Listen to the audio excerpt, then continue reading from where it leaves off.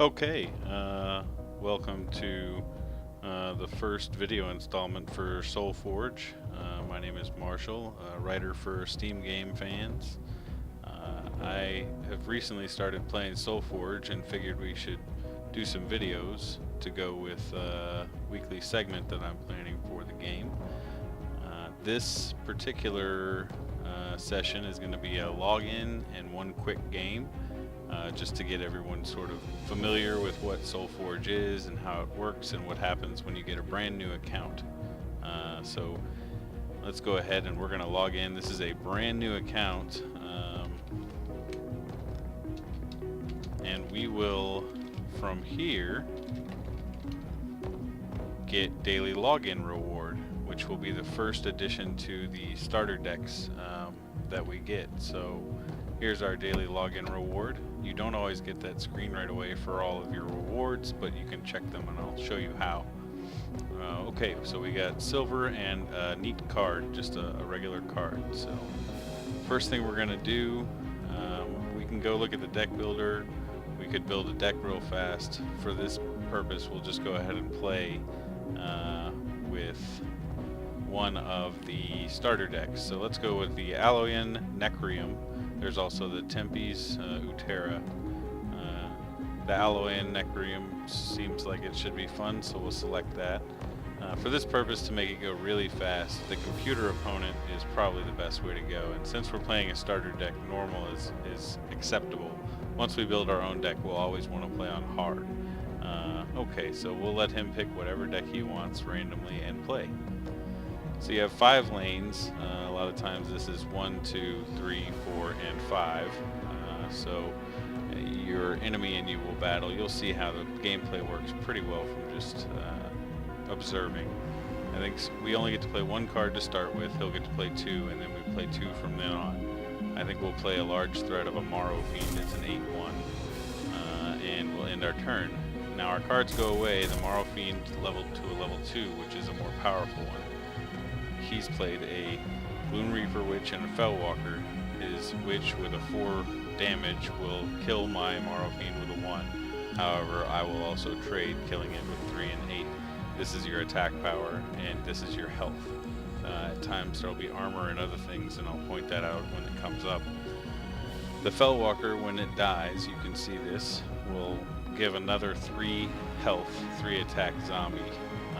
And then as it levels up, it'll be bigger, the same size as its predecessor. Each time you play a card, a leveled up version goes, and once you reach level 2, you can start playing those cards. You have a 30 card deck, that's what we're playing here. Okay, so we'll play our Grimgaunt Predator. What he does is when he kills something, he gains 2 attack and 2 health, or when something is destroyed in that lane. So we will call the weak, and that will kill anything with 4 power or less, giving him more power. We'll go ahead and battle. We'll try and speed this along. We'll be brief with our videos as often as possible. End our turn, and now he will place 2 cards. And this is how we'll go back and forth for a little bit here, and we'll see what comes up. Now this little 1 means we can move this particular creature, and that's what we're going to do because we can get a kill on the Aloyan General here. We can also, pardon me, we can also use something like Hungering Strike to give him more attack. He gets 3 and takes 3 away from the Battle Technician. So now, when we place something like the Spark Bot in front of the Battle Technician, it doesn't die. We'll battle, kill, and level up the Grimgaunt Predator and end our turn.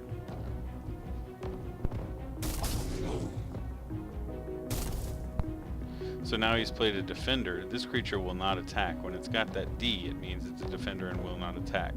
There is one card that I know of called Jetpack that will take Defender off and allow them to attack, but I don't believe that's relevant right now. We do not need to fill that lane currently. So I plan to use a Zombie Infantry, and I also plan to use a Heavy Artillery to make him much larger. That gives him +5 attack. We'll battle now. Okay, and we end our turn. The turns are very quick. At times, it will be much more involved in using the starter decks. So We have a Call to Week 2, which allows us to kill anything with 7 or less, so that would be a good time to use it on the zombie infantry, which is what I'm going to do here. I'm also going to play our own larger level 2 zombie infantry, and we will battle and end our turn. Now we're gaining a bit of board control. We're killing his creatures as they come on. However, as you can see here, we do not seem to have a way to remove the Alloyan General immediately. However, if I play my own next to our zombie infantry, when he swings, he's almost big enough to kill the Alloyan General. And when I play a heavy artillery on him, it will be quite big enough. We will battle, killing that one, and now we have 3 active creatures to his 1 defender, with 79 health to 100 health, so this is a good place to be. The game plays very, very quickly once you've refined your deck and played it quite a bit. I think here what I'm going to do is Call the Weak, which is kill a creature with 4 power or less on the Sparkblade Assassin. And then, in terms of getting attack power through, I think the Morrow Fiend is a good choice here. It's a 10-1 now, and it's a threat that has to be dealt with immediately. We end our turn. We're looking at 65 to 100% here. Okay, so now he's got a pretty strong Gloom Reaper Witch that wiped out one of our creatures. However, we can very easily kill that with a Necrotic Worm or anything with 4 attack, as well as play our level 2 Grimgaunt Predator, who gains even more health, 4 per time that a creature in the other lane is destroyed. We'll battle and end our turn. He's at 60% life. Okay, now we have a Call to Week 2, which is overpower for the Alloyan General, but we would like for him to die right now and level up our Predator, so I believe that's what we'll do. We'll also, to get more damage through, add 3 damage to him and remove some from his defender. 44% life, and we'll end our turn. Alloyan General is a neat card. It gives +2 to the neighboring cards. At its highest level, it gives +6 to its neighboring cards. So it does make the cards quite a bit stronger, quite a bit quicker than you might expect.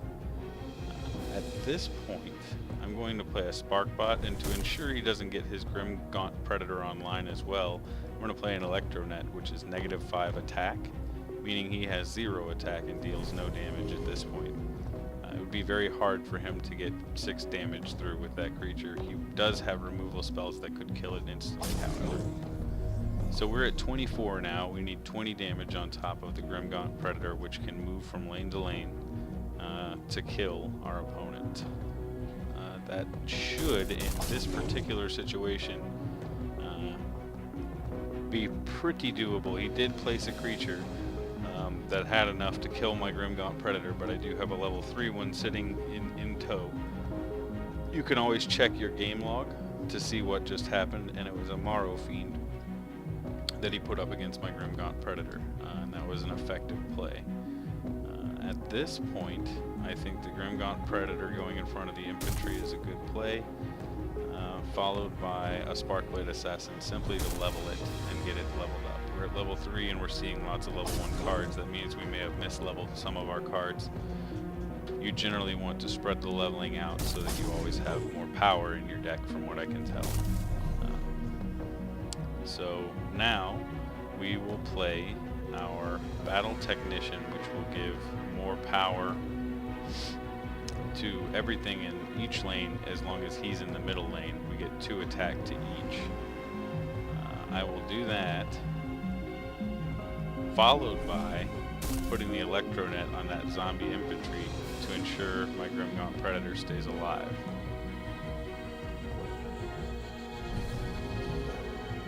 We battle, and he's at 33%. We did leave his Alloyan General to swing through for 6. We are generally not worried about life total damages in the area of 6 when we have this substantial elite. Call to Week 3 can kill just about anything. It's 14 or less attack for any of the creatures, so we can very easily dispense with his alloy in general if we care to. And I think doing that and playing possibly the Necrotic Worm is a good play. We would like to see some of this level 3 card action, but at this point we can't play more than 2 cards. So we'll battle. Seeing a level 3 Grimgaunt Predator is definitely a good thing. At this point we can put it in front of the Forge Guardian Alpha and guarantee it kills on our turn.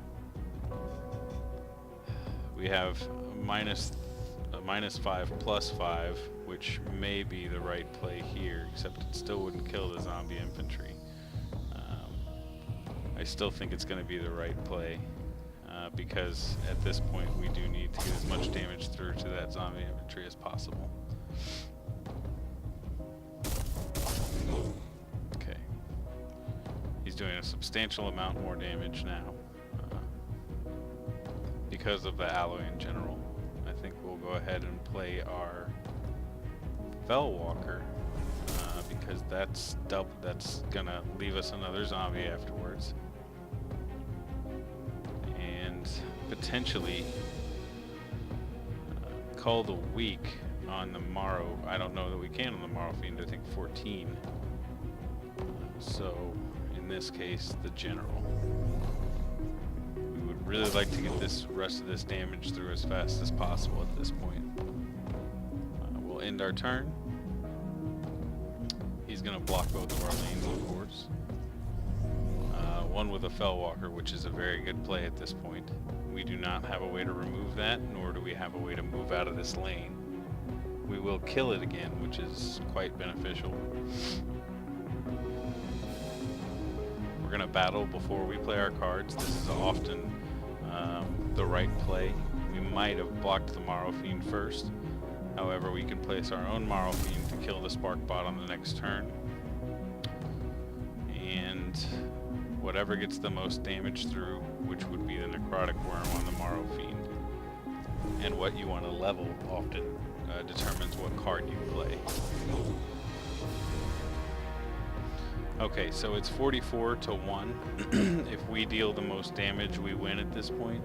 We can also throw up chump blockers in front of the 2 that can swing, which is what I'm going to do here. We will put the 12 and then the 4, but a 36 Grimgaunt Predator is, in any situation, is quite deadly. We'll battle for the win, and that is our winning game. Now, we will have a daily reward, and that's part of this silver, and we're going to open some packs and look at some cards before we sign off for the night here. We got a premium booster pack. Wow, that is amazing. This particular booster pack here in real dollars cost you about $10.70, I believe. So we were just given a $10 package, which is guaranteed to have a legendary card in it. I guess that's a treat for starting our Steam Game Fans account here. That is fantastic. So we're going to open that premium booster pack, and we're going to see that we got an Arc Flight Squadron legendary and multiple heroics. All of these are great cards. They're very useful in all sorts of different decks. We'll look over them more in detail. Right now we'll look at the money card, which is the Arc Flight Squadron. The next level 1 robot you play is free this turn when you activate it. So it means you're going to be able to put free creatures down, which is huge in the game. That is just a real treat. We can show you what kind of packs we're going to be getting with our silver here, and that is going to be, we could right now pick up 3 of the basic packs. And to give you an idea of the difference between what we were just given, which is that premium booster pack, which you see the gold amount there, it translates to a little over $10. That's, wow, that really is fantastic. That's a nice treat to start this series off with. So Natural Selection, this is a regular rare. That's the top tier card in a basic pack, is generally a rare. You can get a legendary or a heroic. It does happen somewhat often because you get these packs daily. You certainly don't get legendary packs daily. Generally you get a basic, sometimes a regular, and those are great, but getting a legendary pack like that is just fantastic. So we got a force field here, and again we'll look over cards more, but when you open the next pack, this is to give you an idea of what you get compared to that legendary pack normally. So excellent. We've got an Alloy in General, which you saw in play. Having more of a card is a good thing because you can play up to 3 of them per deck. So we'll go into more about deck building and all those sorts of things throughout the series, but great start to the series. We won our first game and we got an amazing award for it. So we will be back on again soon and expect the weekly series to continue. Thanks for viewing and thanks for coming to SteamGameFans.com. We hope to see you guys again soon. Have a good one.